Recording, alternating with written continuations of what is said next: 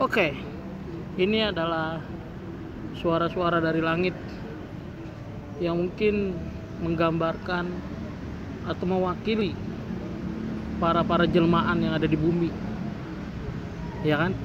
Betul. Korek cuk. Kalau belum ngebakar kayaknya suara dari langit kurang kedengeran. Jadi kita yang mau ngebakar dulu karena ini durasi bisa seharian penuh kita ya. Karena random. Hal yang terjadi di permukaan bumi ini random cok. Apapun bisa terjadi.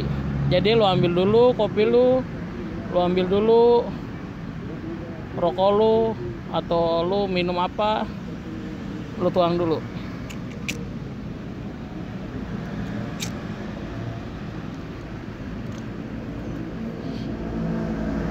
Oke, langsung kita aja mulai pembicaraan. Yang kita bicarakan kali ini adalah relationship ataulah hubungan. Hubungan itu bisa hubungan dengan orang tua,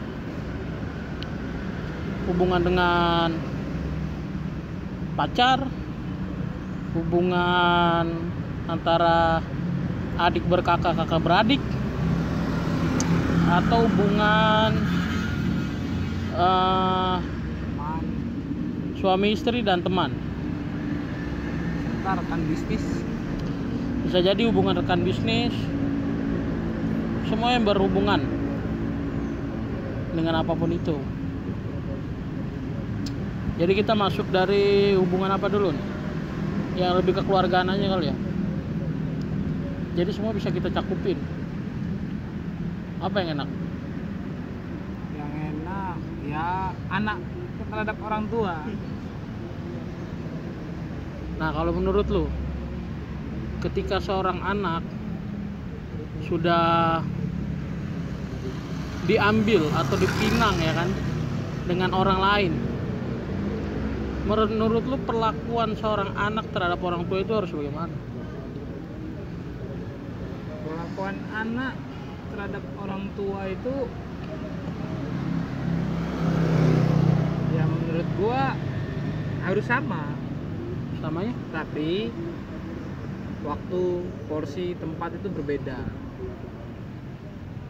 Kalau ke orang tua itu ini apa ya, maksud gua yang nggak ada yang berubah, tapi mungkin kebersamaannya kurang lagi karena kita juga udah jadi orang tua kan. Pasti kita ngerasain orang tua kita juga gimana, kita jadi tahu ternyata orang tua itu begini, makanya kita lebih ngerti akan orang tua kita seharusnya. Tapi kalau kita udah jadi orang tua masih kurang ajar sama orang tua, berarti kita bukan manusia. Ya, masalahnya real terjadi di beberapa media sosial. Banyak yang seleb tapi bukan seleb, dan dia merasa dirinya dia seleb, tapi orang tuanya tidak diperlakukan dengan baik. Padahal seperti yang lo bilang, dia sendiri adalah udah menjadi sebagian orang tua, yang dimana dia merasakan rasanya menjadi seorang orang tua. Tapi nyatanya dia hanya mementingkan hubungan antara dia dan pasangannya, tapi dia nggak mempedulikan hubungan dia dengan orang tuanya. Kayak contoh, cukuplah kita dicebokin waktu kita kecil. Jangan sampai lah anak kita juga dicebokin sama orang tua kita.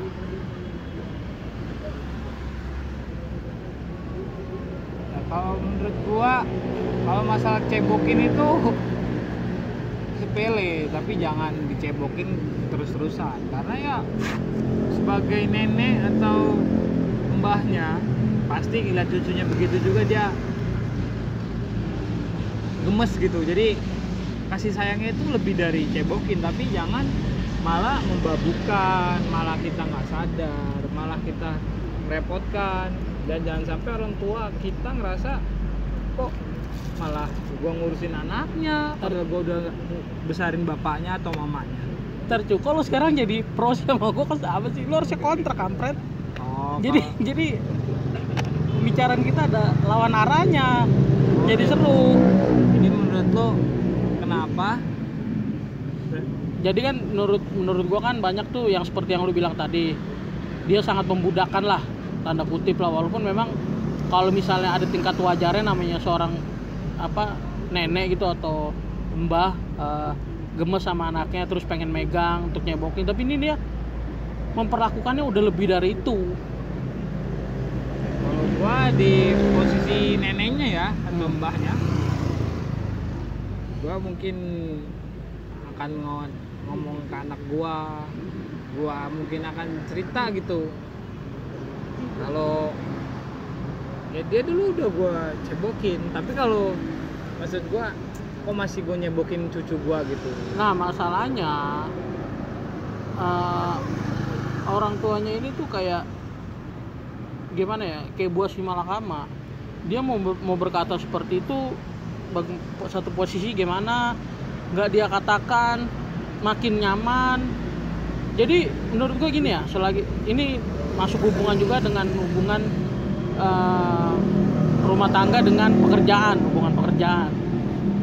Jadi lu boleh lah lu kerja, lu boleh lah lu nge-push keuangan lu sekaya-kayanya, tapi inget cu, selagi lu udah kaya, lu nggak ngeliat orang tua lu itu untuk apa. Kalau lu cuma waktu lu kerja, lu cuma ngebebanin hidup orang tua lu terus sampai di akhirnya lu udah sukses lah, katakan harta lu udah berlimpah karena kan lu dua-duanya kerja nih, gak mempedulikan dengan orang tua lu dan menitipkan anaknya ke orang tua lu, ya kan. Untuk apa gitu? Apa yang lu capai ketika lu udah sukses, ketika lu udah banyak harta lu? Atau kan mungkin kalau orang bilang itu apa sih, ibarat gudang harus ada gandumnya lah, ibarat ada cadangan gandumnya. Untuk apa kalau misalnya itu semua penuh tapi lu ngelihat orang tua lu udah beku, orang tua lu udah nggak ada nyawa, apakah gandum lu begerujul gitunya bisa menghidupkan dia lagi?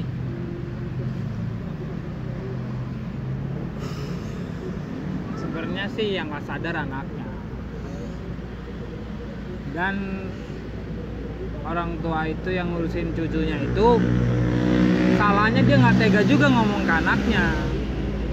Satu nggak sadar, satu nggak tega untuk ngungkapin kalau itu sebenarnya nggak benar. Jadi satu ngegerutu, satu ngerasa enak.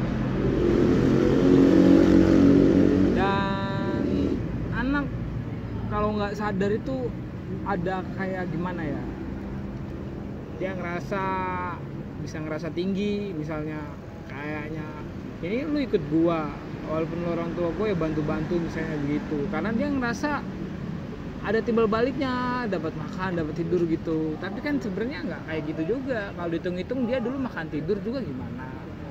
Dan karena mungkin juga kerja repot, jadi anaknya mungkin lebih aman terhadap neneknya daripada ada yang jaga. Jadi menurut gua harus diomongin lagi lah, harus dibilangin lagi. Jadi jangan satu memendam, satunya juga malah ngerasa enak, nggak tahu diri juga. Enak sebenarnya itu buat dongkol orang tuanya. Jadi kalau gua di posisi keluarga itu, gua bakal ngomong ke misalnya itu kakak gua, ya gua ngomong ke kakak gua, lu jangan kayak gini, lu liat nyokap lu itu udah tua, masa lu masih nyuruh anak lu nggak sadar dulu, lu makan tidur pun lu masih dikasih uang jajan sama disuruh main, disuruh sekolah. Sekarang orang tua lu suruh makan tidur pun lu jadiin pembantu, kan jadi nggak ada timbal baliknya. Dan mungkin besok kalau dia ikut anaknya, belum tahu gua gimana, tapi sekali lu buat kayak gitu ke orang tua, 10 kali besok lu dibalas anak lu. Itu yang gua dulu pernah ngobrol sama lu, itu kata-kata yang masih gue ingat. 1 kali lu berbuat seperti itu sama orang tua, 10 kali lu akan dapet terimanya. Tapi kalau menurut gue itu salah satu hubungan yang nggak sehat ya kalau menurut gua. Karena kalau hubungan yang sehat, dia memikirkan dari atas, tengah, bawah, sampai ke akar-akarnya.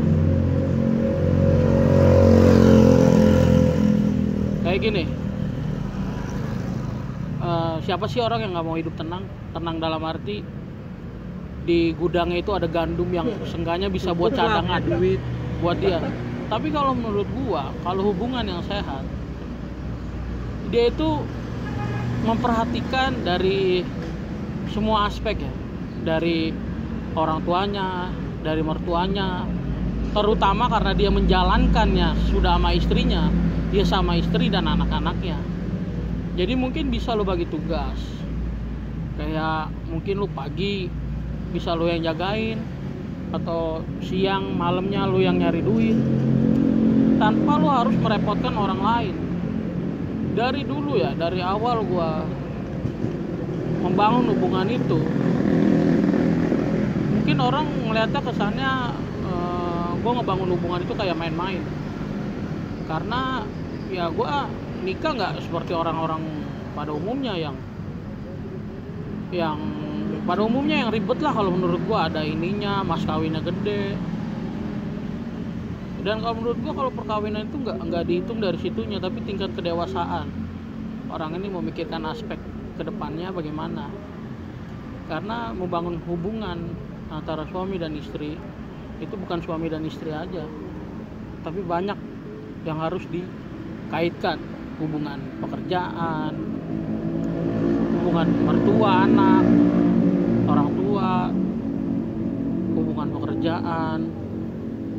Jadi hubungan seperti itu kalau menurut gua masih dia sangat-sangat menyiksa orang tuanya. Seperti yang lu bilang tadi lah. Tapi ini kita omongan ini kayak nggak ada pro dan kontranya, Cok. Kayaknya kita sejalan, kayak aliran air ini kayaknya sejalan kita, Cok. Ya soalnya gua anak berbakti sama orang tua. Gua kalau lihat anak nggak ada baktinya ke orang tua, apa yang mau diproin, Cak? Gila, mau pro sama yang nggak berbakti, gila aja. Nih gua aman. Kecuali kalau hubungan masih pacaran, masih bisa kita ngomongin. Hubungan antara kan bisnis masih bisa, antar adik kakak masih bisa. Kalau orang tua itu nggak bisa, walaupun anaknya salah, tetap orang tua yang bener. Karena dimanapun, dari bayi lu udah makan, kalau cuma ditampol sampai gigi lu copot sama bapak lu nggak masalah. Lu dikasih makan sampai gigi lu tumbuh, cuma diminta cantu copot doang giginya, masa nggak dikasih? Gila, kayak gitu masih kabur tampol bapaknya, goblok. Sedangkan lu dari bayi sampai gigi lu 20 cuma copot satu aja begitu tingkah.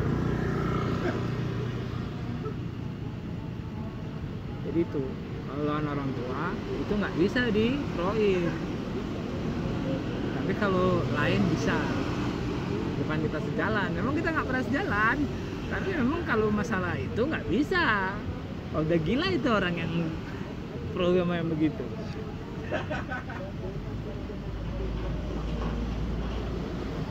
Tapi kalau antara hubungan lain masih bisa kita, lu yang pro-nya, gue yang kontranya, atau sebaliknya. Oke, ini mungkin bagi yang masih mendengar ya, yang masih kepoin sampai di menit 13.44, yang ingin komen apa yang lo mau gue debatin sama suara dari surga ini, bisa lo komen, mungkin bisa lo like, mungkin cuplikan dari suaranya bisa lo potong, lo jadiin sound dan lo bagikan ke orang-orang yang menurut lo nggak pantas dia untuk memperlakukan orang tuanya sampai udah segede itu, dia masih apa ya, katakanlah menyulitkan kehidupan orang tuanya. Karena gue sendiri ya, sebagai yang udah orang tua, gue udah punya target sama anak gue. Dan kalau lu mau tahu, itu anak gue 2 tahun dia udah nggak pakai popok. Yang lu pernah bilang saudara lu itu dia berhenti popok umur berapa, lu bilang 4 tahun atau 3 tahun apa 5 tahun? 4-5 tahun lah kalau nggak salah lu bilang. Anak gue sendiri aja tuh yang pertama itu dia berhenti popok umur 3 tahun lebih kayaknya. Tapi anak gue yang kedua itu dia 2 tahun kurang lah, 1 tahun 8 bulan lah. dia udah berhenti popok, dia udah bisa BAB sendiri di toilet. Dan ini gua mau ngomong popok ya. Nah, Lu jangan bahas popok. Kalau Kenapa, Cok? anak lu nggak pakai popok itu bukannya lu bagus juga. enggak Cok, sekarang gini ya. Tanda nggak mampu juga begitu. Bukan, sekarang gini, Ini bahas popok. kesiapan orang tua mendidik anaknya nih sekarang. Nah, kalau Enggak, sekarang masalah nangis, masalah Sekarang gini, boker, ada- buang itu enggak. Itu ada orang bilang gini, Cok. waktunya, Cok. Ada bilang enggak usah waktunya, Cok. Kalau sekarang ada nggak anak? Woi, sekarang gini, Cok. Ada tuh gua lupa orang luar. Dia berpikiran seperti ini. Mungkin orang kebanyakan membenci orang malas, tapi orang ini dia sangat mencintai orang malas. Karena kenapa dia mencintai orang malas? Karena dia dianggap tuh orang malas, dia akan bisa menciptakan suatu hal yang mudah yang bagi orang lain sulit. Saking dia malasnya. So jadi di mana orang itu bisa dibuat ketika orang itu bisa membuatnya. Orang bilang, wah anak gue cengeng gini, lo yang ngebuat, lo yang bikin. Maksudnya, lo ada nggak untuk dia ketika dia nangis? Lo tahu nggak apa yang dia tangisin? Lo tahu nggak problemnya dia apa? Jangan lo salah, lo anak dari umur bayi aja ya, baru dia keluar itu dia ada problemnya. Waktu dia di dalam perut aja deh, waktu dia nendang-nendang ibunya. Ketika bapaknya, seorang ayahnya ajak ngobrol di dalam kandungannya, begitu tenangnya dia. Jadi di mana apa yang orang ini bisa buat untuk persiapkan orang itu, ya itu yang akan dipersiapkan. Ya kalau menurut gua semuanya itu termasuk mental, termasuk kesiapan dia nanti di kemudian dia nanti. Pertama gua nggak Itu- masalahin ya. Itu sangat gue persiapkan karena gini, yang gue lihat di era 2001 ini semuanya itu udah serba canggih. So Contoh, bagi orang dulu ya, lo kalau mau lihat ada 5 hal yang di zaman dulu bagi orang impossible, di zaman sekarang semua udah ada buktinya. Kayak orang video call tatap muka, orang dulu nganggep itu impossible, tapi nyatanya sekarang udah bukan suatu yang rumlah. kalau Telepon, orang taunya bisa nggak cuma dari surat dulu, sekarang by phone bisa, by apapun. Teknologi sekarang udah canggih, Cok. Dulu orang cuma ngirim surat, ngirim lewat radio. ya dari gelombang radio aja itu belajar. Nah telepon. sekarang gimana kita mau ngajarin anak kita kompetensi ketika dia udah umur gede? Nah sekarang gini ya, gimana sih orang rasanya ibarat dia bukan bidangnya nih, dia biasa bidangnya di multimedia.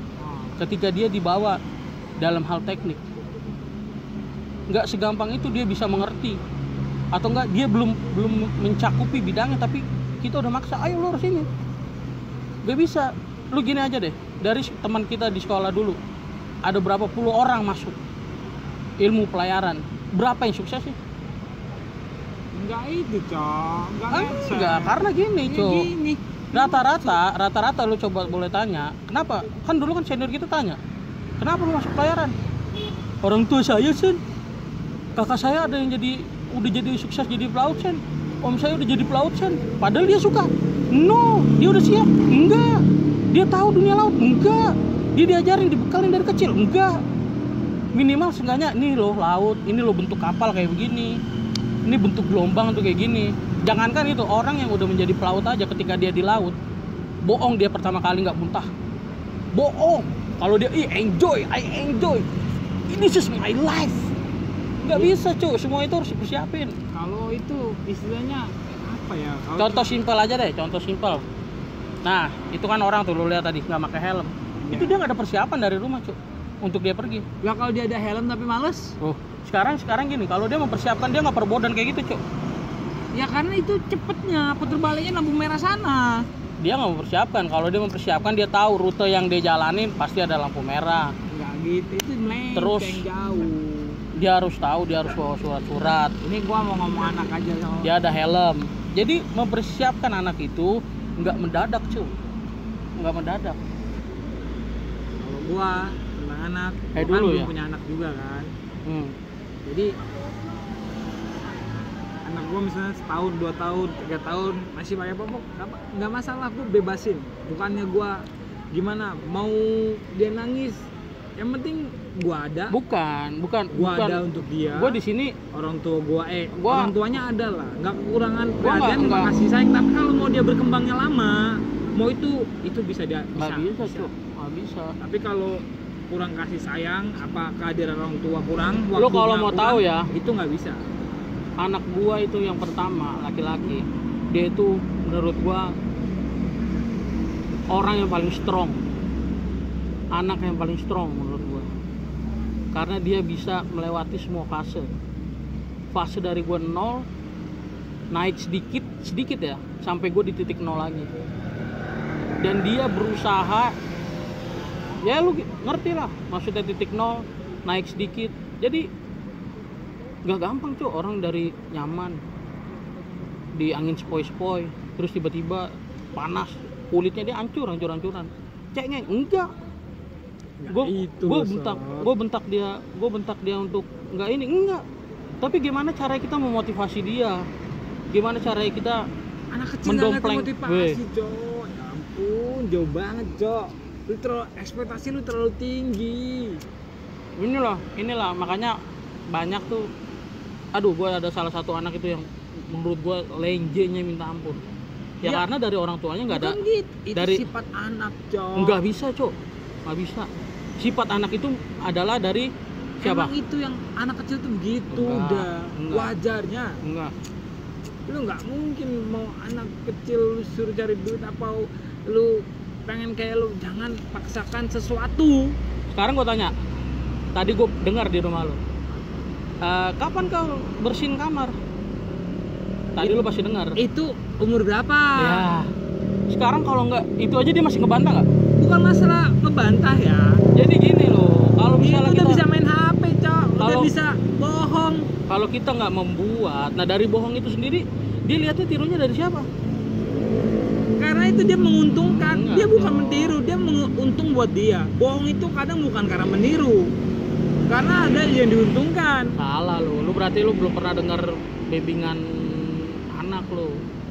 Dan harus banyak orang tua tuh mengisi waktu luang antara bukan hubungan ya, tapi ya, ngeliatin karakter sekarang, anak lu itu. pernah bohong nggak? Siapa? Lu. Ya pastilah. Siapa yang lu tiru? Nggak ada. Orang tua gua. Lu mah anak durhaka, anjing. Orang tua jadi. Ya karena orang tua gua bilang nanti ya kita beli permen. Ujung-ujungnya nggak beli permen. Itu bukan itu. Aduh. Itu tahu nggak lu? Maksud gua lu bohong karena lu diuntungkan. Itu diuntungkan nggak? Apanya? Beli permen nggak jadi beli permen diuntungkan nggak? Allah Tuhan. Diuntungkan lah. Jadi duit tingkat kebohongan. Jadi duit orang tua gua bohongnya cuma gitu doang sih. Jadi orang tua gua nggak beli itu bukan itu permen. Karena masalah udah malam Kak. Kalau makan permen gigi lu bolong Kak. Kalau itu kan, kalau misalnya itu pengertian yang salah. Loh, kalau misalnya memang karena giginya bolong, kalau udah malam bilang bisa next ya, satu hari nanti atau terus, kapan kalau misalnya nanti kita ada tempat untuk beli permen. Gua jadi orang tua lu. Kita beli permen. Enggak usah. Udah besok kita beli permen, tapi udah besok kita nggak beli permen. Lu dibilang nggak begitu pengertiannya, karena tingkat penasaran anak itu 1000 kali lipat dibanding orang dewasa. Ya enggak, lu biasanya minta sekarang permen gini, duluan apa dijanjiin? Lu tau dijanjiin? rokok itu dari mana? Karena penasaran nggak? Gua rokok ini karena gua dikasih duit. Nah, penasaran nggak? Masih kecil. Ya penasaran karena dapat untuk duitnya nggak? Iya karena gua dapat duit. Nih, gua dulu kecil ini pertama ngerokok. Laki-laki punya warung. Rokok, nanti tak kasih jajan. Nah, tak rokok, seisep dikasih jajan cabut. Rokok. Durasi tinggal 6 menit. 1 menit. Tinggal 13 detik, Cuk. Aduh, ini sebenarnya. Jadi nantikan aja ya live-nya gue selanjutnya ya. Thank you yang udah kepoin sampai di menit 24 10 detik karena udah 3